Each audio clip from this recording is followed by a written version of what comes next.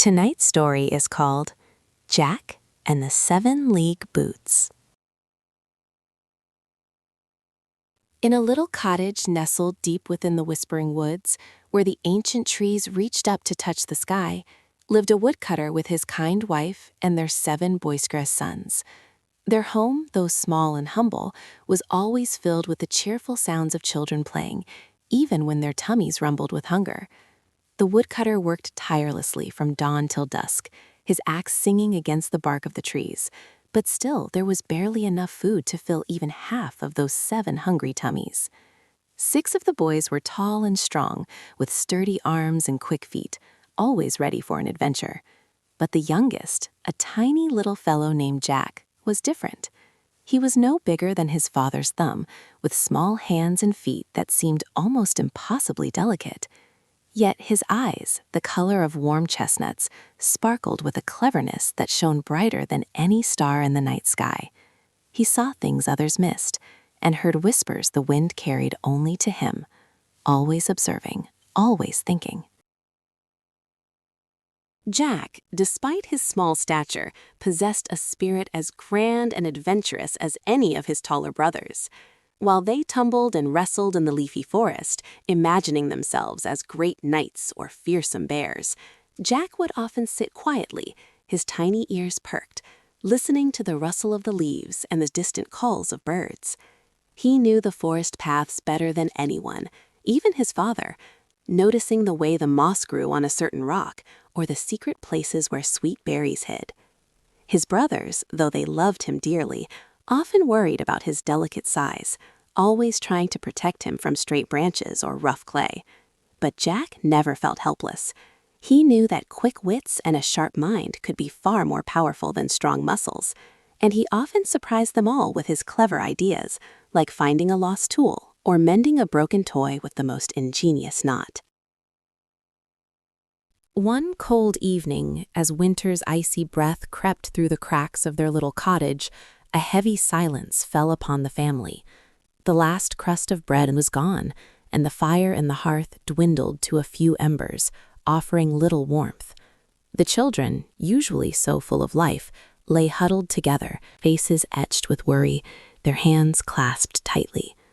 The woodcutter sighed a deep, heart-wrenching sigh that seemed to carry the weight of the whole world. "My dear," he whispered, his voice thick with sorrow, "we simply cannot feed them any longer. Tomorrow we must lead them into the deep forest and leave them there. Perhaps if they are found by someone richer, they might have a chance to live." The woodcutter's wife, her eyes swimming with tears, could only nod, her heart breaking into 1,000 tiny pieces.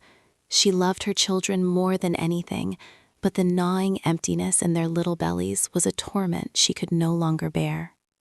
These hushed, sorrowful words, meant only for the parents' ears, drifted through the thin wooden walls of the cottage, past the sleeping forms of the older boys, and straight to Jack's tiny, alert ears. He lay still beneath his rough blanket, pretending to be fast asleep, but every word pierced him like a sharp, cold needle. His small heart hammered against his ribs, but a spark of his usual cleverness flickered to life. He knew he had to do something brave and very, very smart, to save his brothers and bring them safely back home to their mother and father, no matter what. As soon as the first hint of gray light appeared in the eastern sky, painting the world with soft, sleepy colors, Jack quietly slipped out of bed. The air was crisp and cool, carrying the fresh scent of damp earth and pine needles. He tiptoed past his slumbering brothers, careful not to wake a single one, and made his way to the little stream that babbled happily behind their cottage. The water gurgled over smooth gray pebbles that gleamed like tiny jewels in the faint morning light. Jack knelt down, his small fingers carefully selecting the brightest and smoothest stones, feeling their cool, reassuring weight in his palm. He filled his pockets, one by one, until they bulged with his secret treasure, a comforting weight that promised a path home. He knew these little pebbles would be his family's hope, in the deep, bewildering forest. Soon after, the woodcutter called his sons, his voice heavy with a sadness they couldn't quite understand. "Come, my children," he said, trying to sound cheerful. "We are going deep into the forest today to gather firewood and search for sweet berries." The boys, still sleepy-eyed but always eager for an adventure, quickly followed. Jack walked at the very end of the line, his tiny feet moving surely over the uneven ground. With every step, as his parents led them deeper and deeper into the whispering green maze, Jack secretly dropped one of his shining pebbles. Each pebble landed softly on the forest floor, a tiny white gleam against the dark earth, marking a clear trail for their journey back. The cool breeze whispered secrets through the leaves, as if encouraging his silent, determined efforts, while the sun dappled through the canopy, painting fleeting patterns on his secret path. They walked for what felt like hours, the trees growing taller and thicker around them, their branches weaving a dense, shadowy roof overhead. The comforting sounds of their cottage faded behind them, replaced by the unfamiliar rustle of unseen creatures and the distant calls of strange birds. Eventually, the woodcutter stopped, his heart aching with the terrible task he had to perform. "Children," he said, his voice trembling, "wait here while your mother and I go just a little further to find the very best berries. We will be back soon." With heavy hearts and tear-filled eyes, the parents turned and walked away, their figures quickly disappearing into the dense green maze. The 6 older boys, realizing they were utterly alone, began to cry, their fear echoing through the silent woods. "We are lost," they wailed, their voices small against the vastness of the forest. But Jack, though small, was not afraid. He knew his plan would work. He gently took his oldest brother's hand. "Don't cry, my dear brothers," he said, his tiny voice steady and calm. "We are not lost at all. I have left a trail of shining pebbles behind us, and they will lead us safely home." He pointed to a small, smooth stone glimmering faintly in the fading light. One by one, they saw the tiny beacons, like little stars scattered upon the forest floor, guiding their way. With Jack leading them, his small but confident steps never faltering, they followed the winding path of pebbles. The moon rose, casting a silver glow upon their journey, and after a long, weary walk, they saw a familiar flicker of light in the distance. It was their cottage, and their parents, who had returned home full of sorrow, wept tears of joy and relief to see their beloved children safe and sound. For a little while, the family was happy, and the cottage felt warm with the glow of reunited love. But alas, the cold hand of hunger soon returned, clutching at their empty stomachs once more. The woodcutter and his wife, their hearts heavy with despair, knew they had to try again, for they simply could not bear to watch their children waste away. This time, they were even more careful. They waited until Jack was fast asleep, breathing softly in his small bed, before they whispered their sorrowful plan. "Tomorrow," the woodcutter murmured, his voice barely audible, "we must take them further, to a part of the forest where no one has ever been, and make sure that Jack cannot find his way back this time." His wife wept silently, her tears falling like tiny drops of rain in the dark, still night. Jack, however, with his sharp little ears, heard every single word, even through the deepest sleep. He knew he couldn't gather pebbles this time. His parents would surely notice and stop him. So, as the first rays of dawn painted the sky with soft hues of rose and gold, Jack found a different plan. He quietly crept to the small cupboard where his mother kept the precious few loaves of bread. With nimble fingers, he broke off tiny pieces from his own share, carefully tucking them into his pockets, feeling the soft, warm crumbs against his skin. This time, his secret trail would be made of bread, a fragile hope against the vastness of the whispering woods. He knew it was a risk, but he also knew he had to try, for his brothers depended on his cleverness and courage, and he would never let them down. Once more, the sorrowful journey began.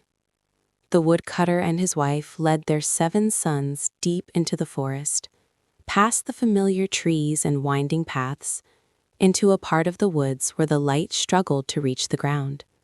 Jack, walking behind everyone, his small hand clutching his pocket full of crumbs, carefully dropped a tiny piece of bread with every step. The soft crumbs landed silently on the forest floor, a pale trail against the dark earth. He imagined them like little white stars, guiding their way back home. But as they walked deeper, the forest came alive with the cheerful chirping and fluttering of tiny birds. They darted down from the branches, their bright eyes spotting the delicious crumbs. Before Jack could even turn his head, the hungry birds had swiftly scooped up every single piece, leaving no trace behind. When their parents, their faces pale with sorrow, finally left them, melting away into the dense green shadows, the boys realized they were truly, utterly alone.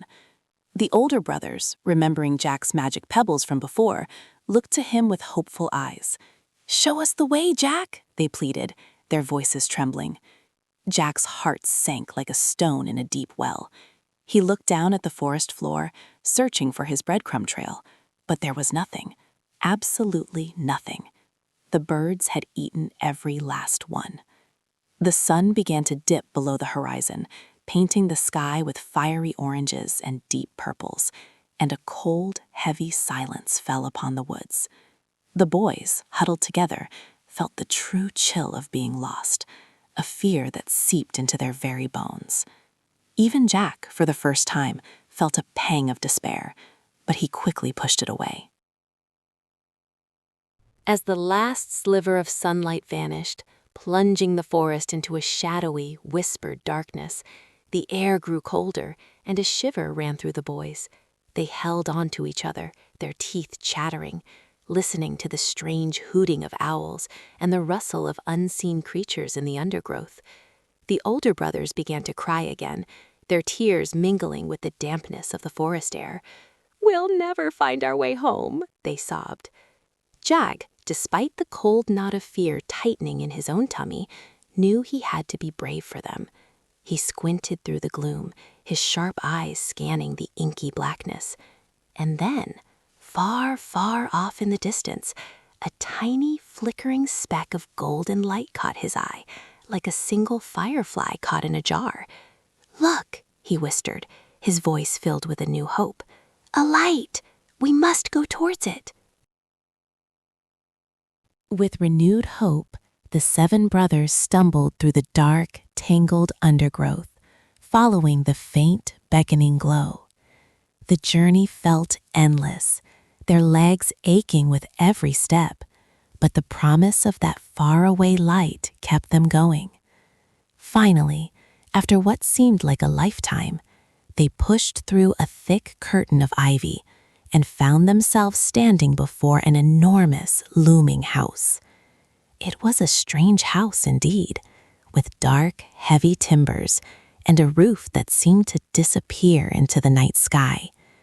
Smoke curled from its massive chimney, and the light they had seen flickered warmly from a single window. A shiver, colder than the night air, ran down Jack's spine.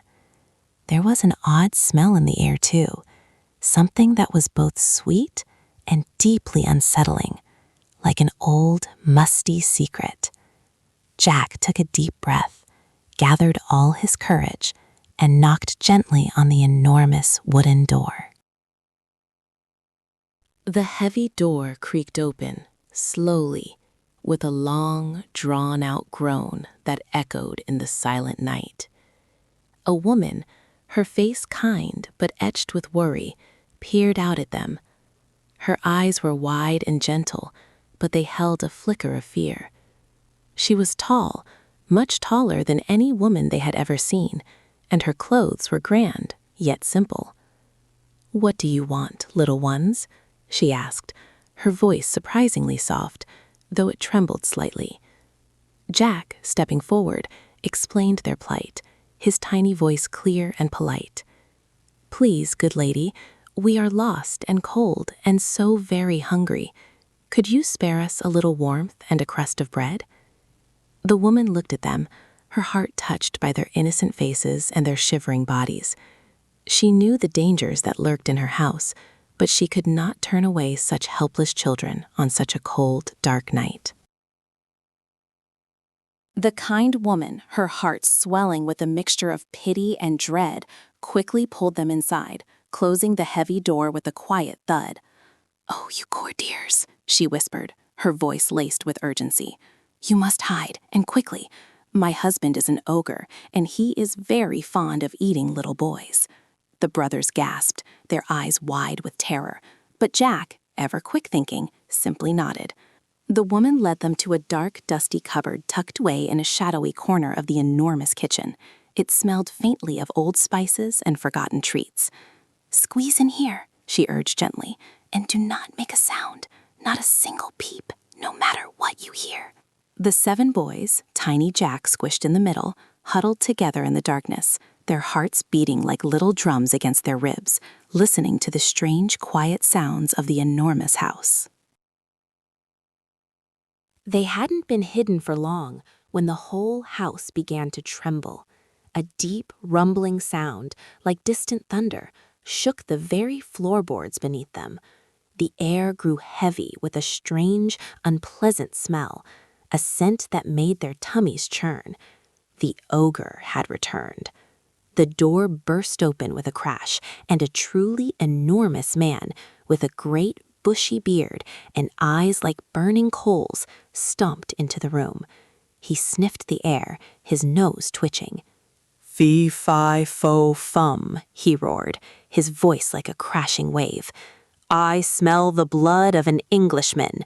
Be he alive or be he dead, I'll grind his bones to make my bread."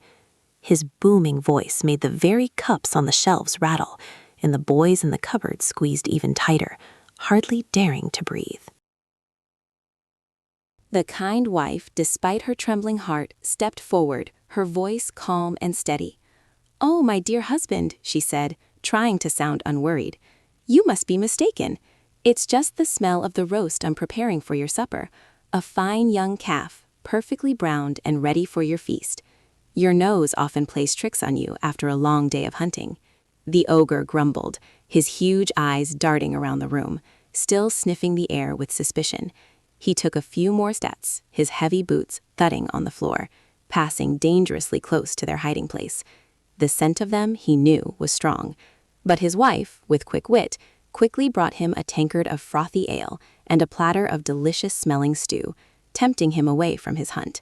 He sat down at the great table, still muttering, but for now, the children were safe. After devouring his enormous supper, the ogre grew sleepy. His eyelids drooped, and soon his head lolled to one side, and he began to snore with a sound like a distant thunderstorm, rattling the very windows in their frames. His wife, seeing he was truly asleep, quickly motioned for the boys to come out of their hiding place. Their legs were stiff and their eyes wide with fear, but they followed her silently. She led them to a large bed in another room where the ogre's 7 daughters lay sleeping soundly. These girls, though also enormous, wore pretty crowns of gold on their heads, while Jack and his brothers wore simple caps. A new, daring idea sparked in Jack's clever mind. He knew he had to be very, very quiet, and very, very quiet, to make sure his plan worked. With his heart thumping a tiny rhythm against his ribs, Jack crept closer to the sleeping daughters. The moon cast soft, silvery light through the window, illuminating the golden crowns on their heads. One by one, with the utmost care, Jack gently lifted a gleaming crown from a daughter's head and placed it on the head of one of his brothers. Then, just as carefully, he took a simple cap from his brother's head and placed it on the sleeping daughter. He did this for all 7 boys and all 7 daughters, even placing a crown on his own tiny head. He imagined the cool, smooth metal of the crown and the soft fabric of the cap. No one stirred, no one woke. When he was finished, he quickly led his brothers back to their original hiding place, their hearts pounding with a mixture of fear and awe at Jack's incredible daring. As the first faint light of dawn began to peek through the windows, painting the room with a soft, misty glow, the ogre suddenly awoke with a loud, rumbling groan. He stretched his enormous limbs, his eyes still half closed with sleep, and then his memory stirred. He remembered the delicious, tempting smell he had detected the night before, a smell that still lingered in the morning air. His eyes, though still groggy, immediately went to the bed where he thought the little boys were sleeping, nestled under their warm blankets. He reached out a huge, hairy hand, intending to grab them, but as his coarse fingers brushed against the heads, he felt something cool, hard, and unmistakably metallic. It was the gleaming golden crowns. "Bah," he grumbled, shaking his enormous head, his voice still thick with sleep. "I must still be dreaming. These are my daughters, of course." He then reached for the other bed, where he truly believed his daughters slept, and felt the soft, familiar fabric of the simple caps. A sudden, terrible realization jolted him fully awake. "Those sneaky rascals," he roared, his voice shaking the very foundations of the house. "They must have been my daughters after all, wearing those silly caps." With a furious roar, the ogre leaped out of bed, his heavy footsteps shaking the entire house. "I'll get them," he bellowed, his voice filled with a terrible rage. The kind wife, who had been listening with bated breath, quickly gave Jack and his brothers a silent signal. "Run, little ones, run as fast as you can," she whispered, her eyes wide with urgency. Jack, with his quick wits and tiny legs, immediately understood.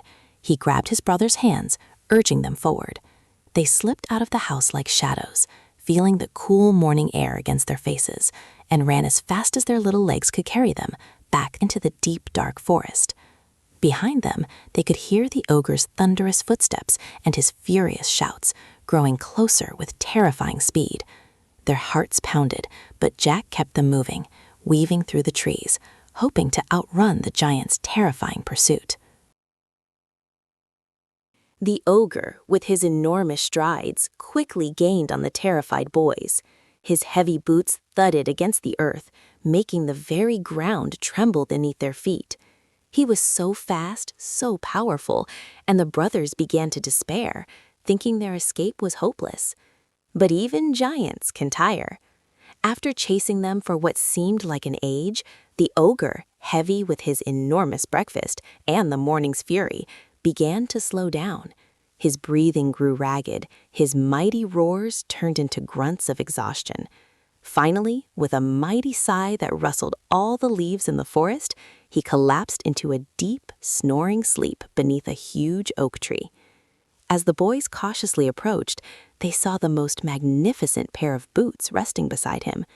They were tall and gleaming, made of the softest leather, and they seemed to shimmer with a magical light. These were the famous 7-league boots, each step covering 7 leagues. Jack, recognizing their magic, knew what he had to do. With brave, careful steps, he crept forward and gently slipped the magical boots from beside the sleeping ogre. The moment Jack slipped his tiny feet into the enormous 7-league boots, a magical warmth spread through him. They fitted perfectly, shrinking to his size as if they had always been made for him. With a single thought, he took a step, and whoosh, he was 7 leagues away, far beyond the reach of the sleeping ogre. Another step, and he was even further. He returned for his brothers, and together they sped through the forest, leaving the ogre's terrible house far behind. Jack, with his incredible new boots, decided to put his cleverness to good use. He became a royal messenger, delivering important news and messages across vast kingdoms in mere moments, earning gold and respect wherever he went. He visited his family, now safe and sound, and with his earnings, they were never hungry or poor again. Their little cottage grew into a comfortable home, and the woodcutter and his wife lived happily, always marveling at their tiny, clever son and his magical, helpful boots. And so little Jack, the smallest of 7 brothers, proved that the cleverest mind and the kindest heart can overcome even the biggest challenges, especially with a little bit of magic from some very special boots. His family lived a life full of warmth, good food, and gentle laughter, never forgetting the brave, quick-thinking boy who brought them such fortune. Now, as the moon climbs high in the sky, casting its soft silver glow through your window, imagine Jack soaring across the land, his magical boots carrying him swiftly, silently, like a whisper on the wind. The stars twinkle above, like tiny diamonds scattered on a velvet cloth, watching over all the sleepy children in their beds. Feel the soft comfort of your blanket, warm and snug, just like the love that surrounds you. Close your eyes, my dear one, and let your dreams carry you on your own gentle adventures until the morning light. Sweet dreams and good night. And that is the end of our story. Thank you for listening to GoReadling Bedtime Stories. Visit GoReadling.com for more stories, reading adventures, and fun learning for kids. Sweet dreams, little one. Good night.